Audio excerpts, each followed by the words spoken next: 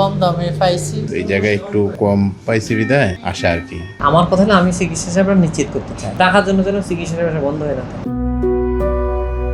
সরকারি হাসপাতালে চিকিৎসা নিতে গিয়ে নানা ভোগান্তি, আর বেসরকারি হাসপাতালে চিকিৎসার ব্যয় সাধারণ মানুষের নাগালের বাইরে। এমন বাস্তবতায় স্বল্প আয়ের মানুষের জন্য আসার জায়গা হয়ে উঠেছে রাজধানীর মিরপুরের দারুস সালাম রোডে অবস্থিত হিউম্যান এইড বাংলাদেশ ফাউন্ডেশন। নামমাত্র মূল্যে চিকিৎসা সেবা দেওয়ার পাশাপাশি এখানে রয়েছে বিনামূল্যে আইসিইউ সেবার সুযোগও। মাত্র 20 টাকায় পাওয়া যায় চিকিৎসকের পরামর্শ। দরিদ্র ও অসহায় মানুষের জন্য এমন সেবার কারণে প্রতিষ্ঠানটি পরিচিতি পেয়েছে গরিবের হাসপাতাল হিসেবে। কম দামে পাইছি, আল্লাহর উপর ভরসা, আল্লাহ ইয়া করে আর কি। কিডনি রোগী এই জায়গায় আজকেই আসলাম সকালবেলা, আনার পরে অনেক ভালোই ইয়া পাইলাম। শুধু চিকিৎসকের পরামর্শ কিংবা ওষুধ নয়, স্বল্প মূল্যে এখানে দেওয়া হচ্ছে ডায়ালাইসিস ও ক্যান্সারের চিকিৎসা। ফলে কম খরচে চিকিৎসা নিতে দেশের বিভিন্ন প্রান্ত থেকে ছুটে আসছেন সাধারণ মানুষ। আমার আব্বাকে নিয়ে আজকে আসছি এখানে ফিস্টুলা করানোর জন্য। অন্য জায়গায় আর একটু বেশি চাইছিল, তো এই জায়গায় একটু কম পাইছি বিদায় আসা আর কি। কুমিল্লার থেকে আসছি, দাউদকান্দি কুমিল্লা। ভালো, ওদের আচার আচরণ খুবই ভালো, ডাক্তাররা খুব আন্তরিক। দরিদ্র ও অসহায় মানুষের চিকিৎসা সেবা নিশ্চিত করতে মানবিক চিকিৎসকদের সংগঠন হিউম্যান এইড বাংলাদেশ ফাউন্ডেশন গড়ে তুলে এই হাসপাতাল। অন্য হাসপাতালের তুলনায় অনেক কম খরচে এখানে চিকিৎসা দেওয়া হয়, আর যাদের সামর্থ্য নেই তাদের দেওয়া হয় সম্পূর্ণ বিনামূল্যে চিকিৎসা সেবা। 2009 সালে আনুষ্ঠানিকভাবে যাত্রা শুরু করে প্রতিষ্ঠানটি।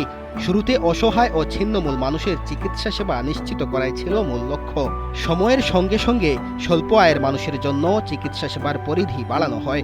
এখানে সপ্তাহে 4 দিন রোগীরা ওষুধ ফ্রি পায়। শনিবারে অটিজম, রবিবারে গাইনি, সোমবারে মেডিসিন, বুধবারে শিশু। এবং প্রত্যেকজন যে ডাক্তাররা এখানে রোগী থাকে সবাই বিশেষজ্ঞ চিকিৎসক, এবং ওষুধগুলো একটা ভালো ভালো কোম্পানির খুবই দামি ওষুধ, এগুলো ফ্রি পায়। দেখেন আমাদের এখানে আইসিইউতে কোনো বেড চার্জ বা সার্ভিস চার্জ নাই। তার মানে এই না কিন্তু যে এটা ফ্রি হচ্ছে। আইসিইউতে রোগী শুধু যেটা ব্যবহার করছে, রোগী হয়তো একটু অক্সিজেন ব্যবহার করছে, অক্সিজেন কিনে আনতে হয়, সেজন্য অক্সিজেনের বিলটা পে করতে হয়। রোগীর ওষুধ লাগে, সেই ওষুধটা হয়তো সে কিনতে লাগছে। যে রোগীর একদমই সেইটুকু ক্যাপাসিটি নাই, সেটাকে আমরা সহযোগিতার জন্য মা দিয়ে স্বাস্থ্য সুরক্ষা পলিসি নামে একটা পলিসি ক্রিয়েট করেছি, যেখানে আমরা অর্থায়ন করি। আমার কথা হলো আমি চিকিৎসা সেবা নিশ্চিত করতে চাই, কিন্তু টাকার জন্য যেন চিকিৎসা সেবা বন্ধ হয়ে না থাকে।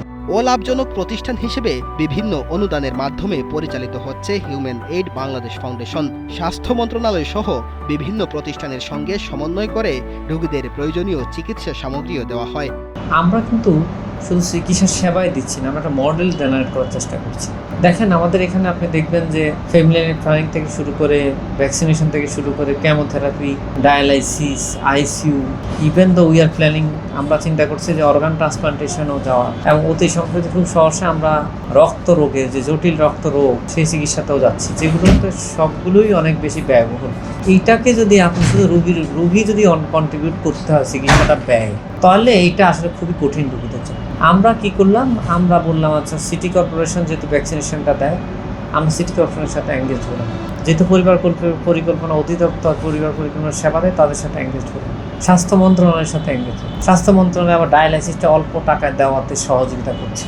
অর্থের অভাবে যেখানে স্বল্প আয়ের মানুষ প্রয়োজনীয় চিকিৎসা থেকে বঞ্চিত হন, সেখানে নামমাত্র খরচে চিকিৎসা সেবা দেওয়ার এমন উদ্যোগ তাদের জন্য হয়ে উঠেছে বড় আশ্রয়। চিকিৎসাকে মানুষের নাগালের মধ্যে রাখতে হিউম্যান এইড বাংলাদেশের এই কার্যক্রম প্রশংসা কুড়াচ্ছে সবার।